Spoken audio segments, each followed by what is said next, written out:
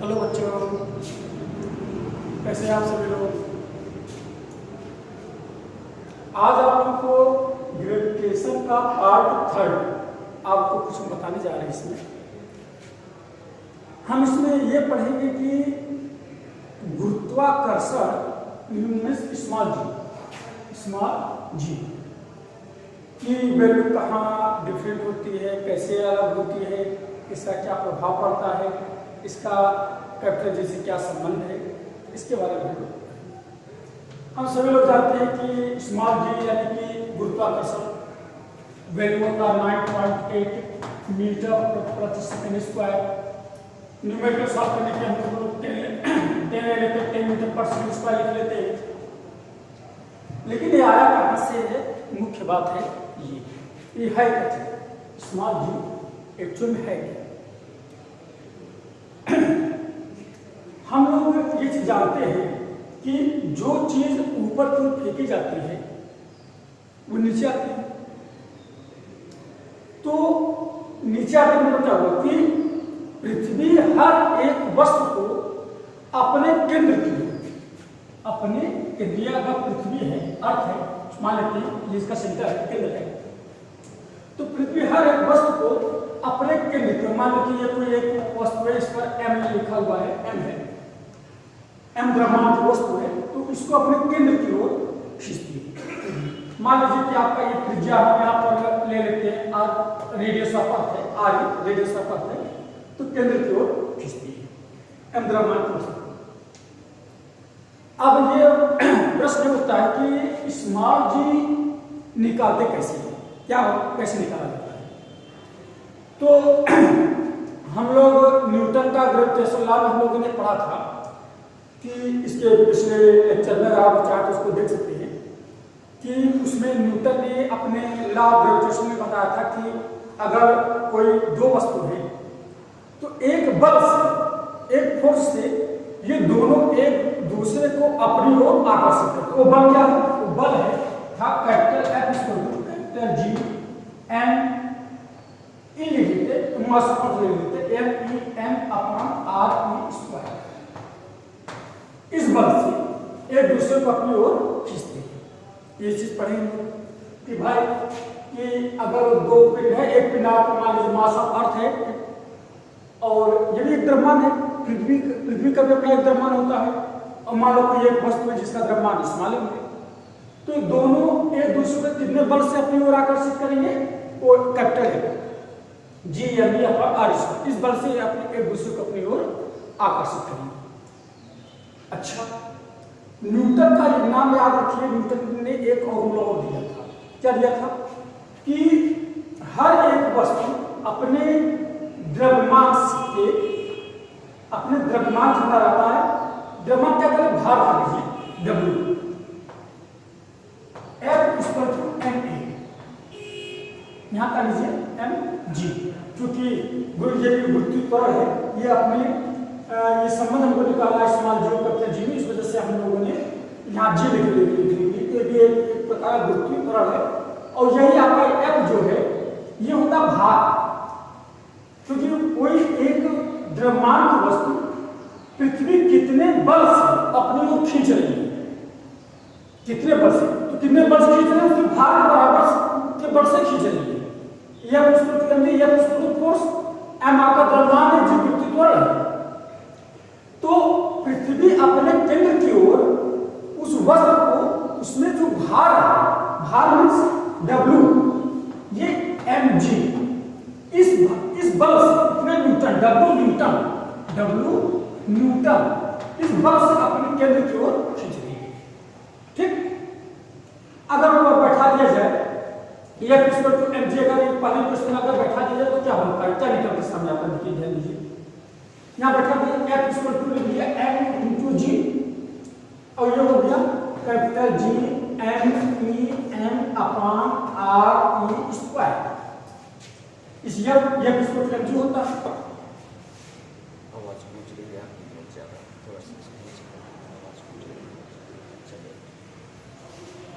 भाई F क्या है, F equal to mg, F आप लोग ये एक जगह mg यहाँ बैठा देते हैं हम लोग, तो जब जगह mg बैठा दी, mg इसको to g GMEM upon R square.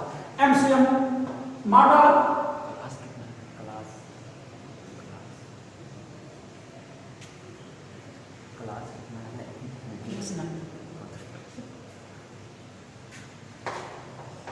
बच्चों ये क्लास 9 के ग्रुप टेस्टों का है, लेकिन मैं आप लोगों को फिर से रिमेंबर करा दूँ ये तो क्लास 9 में बल्कि हाई स्कूल को वो इंटरमीडिएट हाफ लेवल लेकर चल रहा है।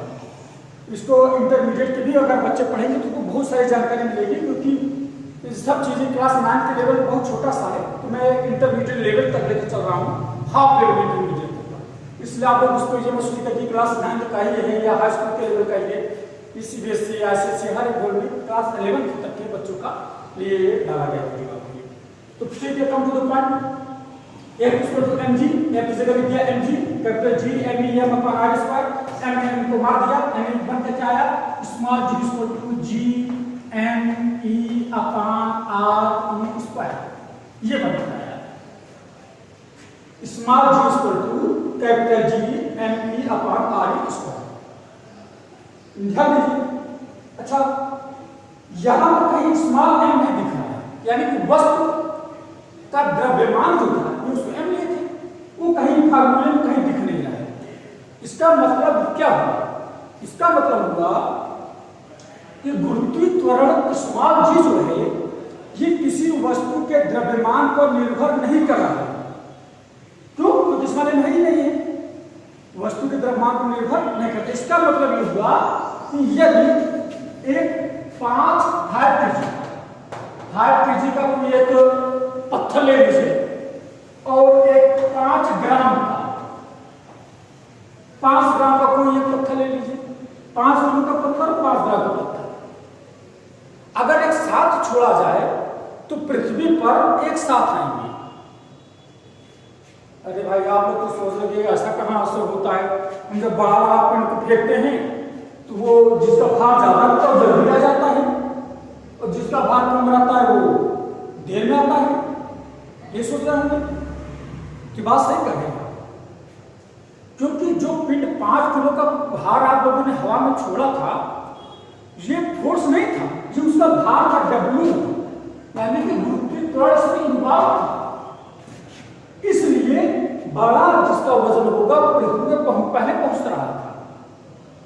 अगर वैक्यूम कर दिया जाए, निर्वात जिसको बोलते हैं, हवा को ऑप्शन कर दिया जाए, उस कंडीशन पर यदि 5 किलो का पिंड और 5 ग्राम का पिंड एक साथ अगर छोड़ते हैं तो दोनों एक साथ ही पृथ्वी पर पहुंचेंगे।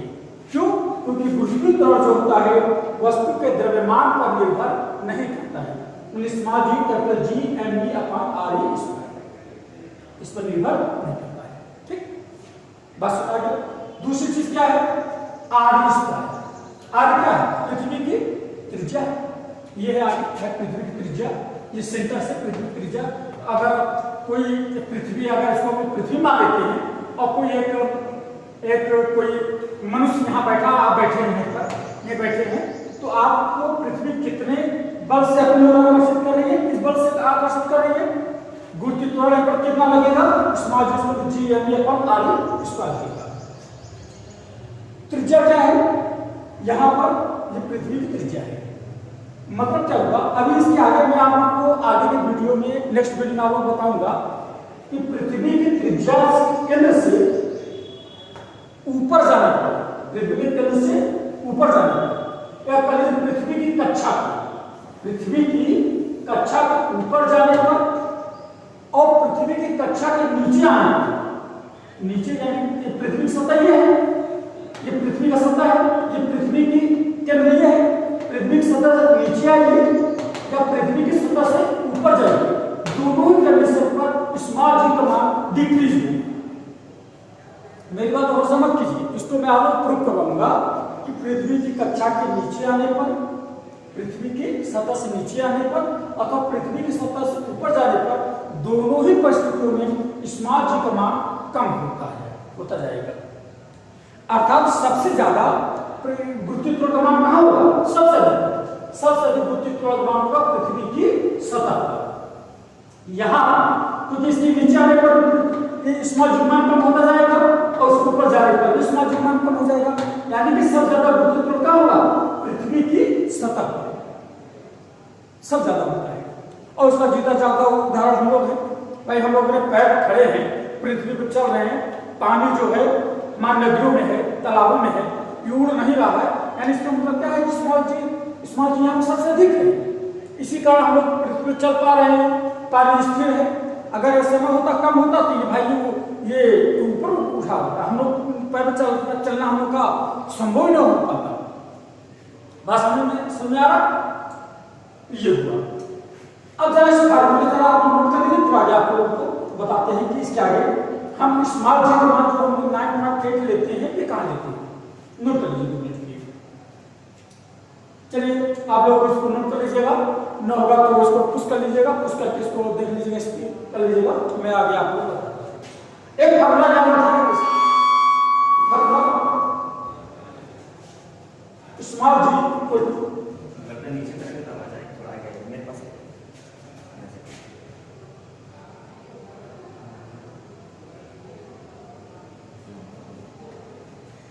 एक फार्मूला याद रखिएगा आप लोग, स्मॉल जी इक्वल टू जी, यानी हर जगह ये फॉर्मूला उठाएंगे, इसको मिटा देते हैं और दाढ़ी लग जाती है ना जहाँ तक।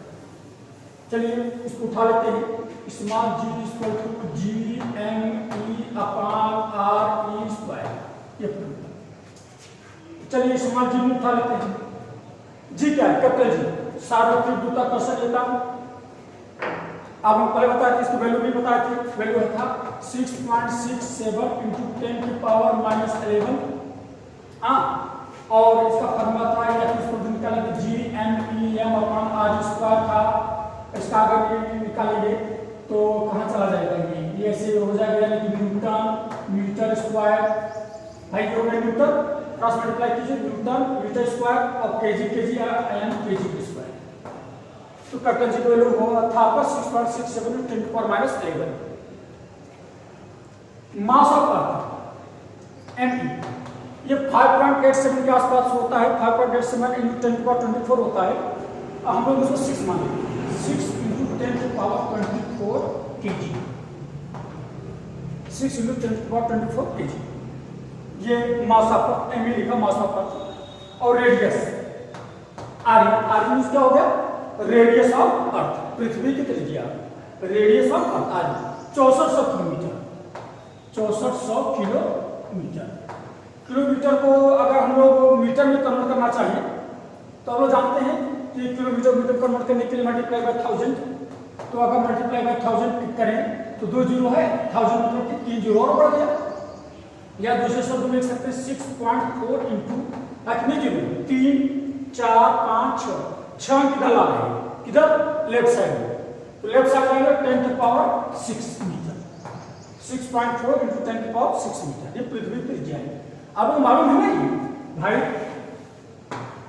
ये नंबर लाइन था, तो डेसिमल को यदि हम अगर नहीं मानते हैं तो डेसिमल को इधर लाते हैं, क्लास 9 के बच्चों के लिए है, सब अगर डेसिमल को लेफ्ट साइड ले जाते हैं उतना पॉजिटिव आ जाता है, जितना राइट हैंड साइड ले जाएंगे उतना नेगेटिव आ जाता है।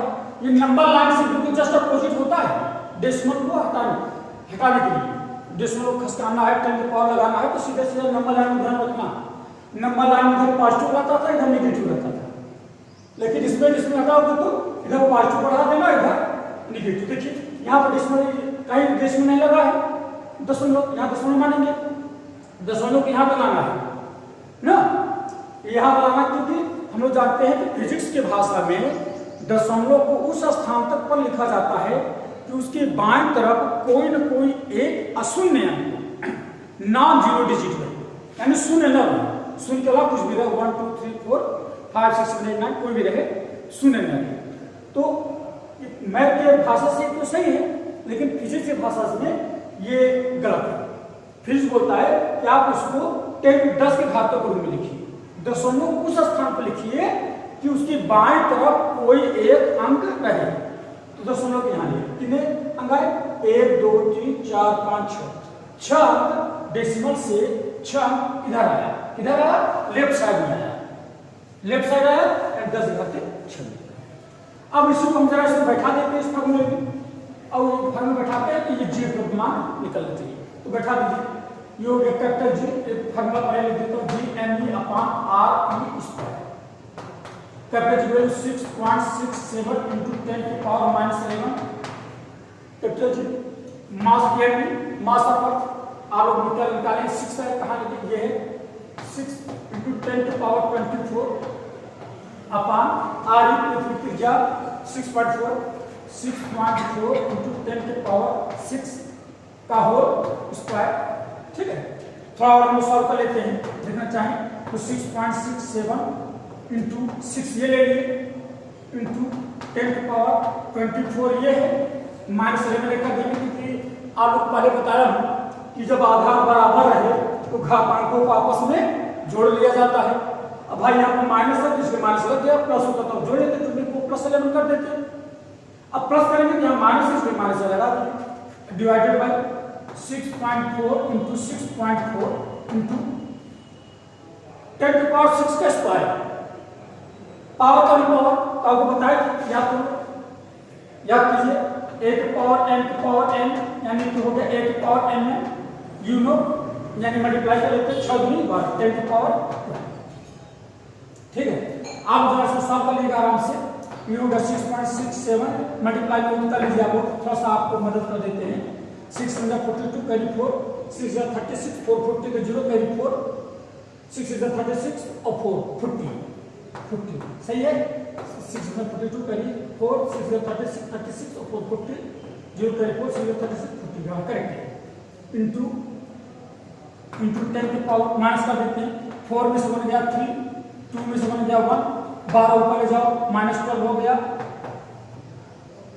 -12 हो गया, और डिवाइडेड बाय से इसका मल्टीप्लाई करें 6.4 का 6.4 में थोड़ा सा कर देता हूं मैं, 6 × 36 24 14 58 4 4 जा 16 6 9 6 4 0 31 4 ये फिर चेक कर लेता हूं 6 × 36 6 4 48 4 16 6 9 6 4 0 करेक्ट 40.96।